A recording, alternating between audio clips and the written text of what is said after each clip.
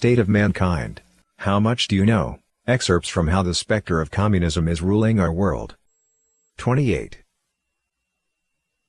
Since the 1960s, a variety of anti-traditional movements, including modern feminism, sexual liberation, and gay rights have risen to prominence in the West.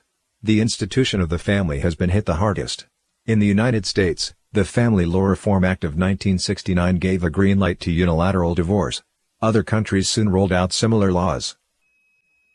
In the United States, the divorce-to-marriage ratio more than doubled from the 1960s to the 1980s.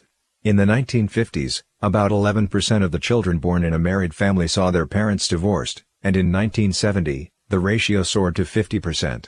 According to the U.S. Centers for Disease Control and Prevention, CDC, more than 40% of newborn infants in the United States in 2016 were born out of wedlock. In 1956, this figure was less than 5%.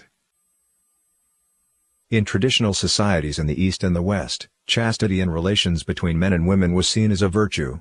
Today, it's thought to be quaint and even ridiculous. The same-sex marriage movement, accompanied by the feminist movement, has sought to legally redefine the family and marriage. A law professor who is currently a member of the U.S. Federal Equal Employment Opportunity Commission initiated a declaration in 2006 called Beyond Same-Sex Marriage, a new strategic vision for all our families and relationships. It advocated that people form any sort of new family, according to whatever desires they may have, including polygamous marriages, joint homosexual couple families, and so on.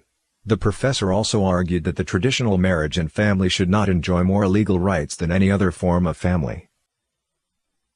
In public schools, premarital sex and homosexuality, which were regarded as shameful for thousands of years in traditional society, have not only been instilled as normal, but in some schools, they are even tacitly or explicitly encouraged.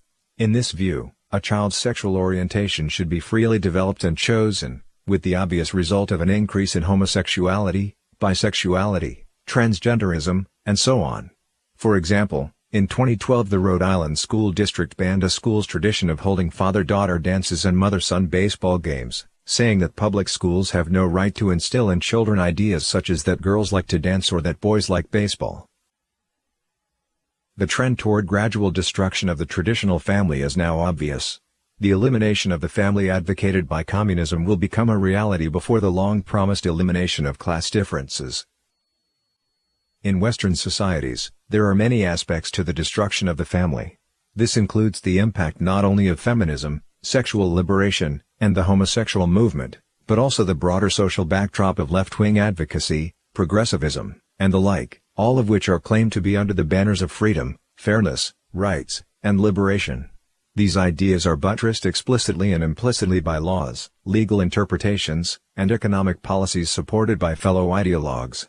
All of it has the effect of inducing people to abandon and transform the concept of the traditional marriage and family.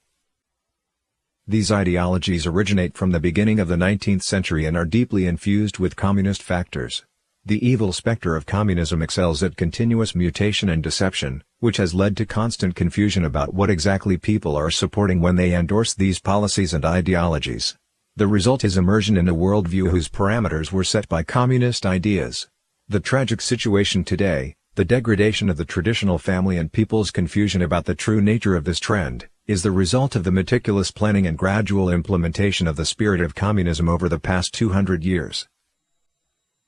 The consequence is that not only is the family eliminated as a basic unit of social stability, but traditional morality established by God is also destroyed, and the role the family plays in passing on and nurturing the next generation in a framework of traditional beliefs is also lost. Thus the younger generation is unconstrained by traditional ideas and beliefs, and become playthings for ideological possession by the communist specter.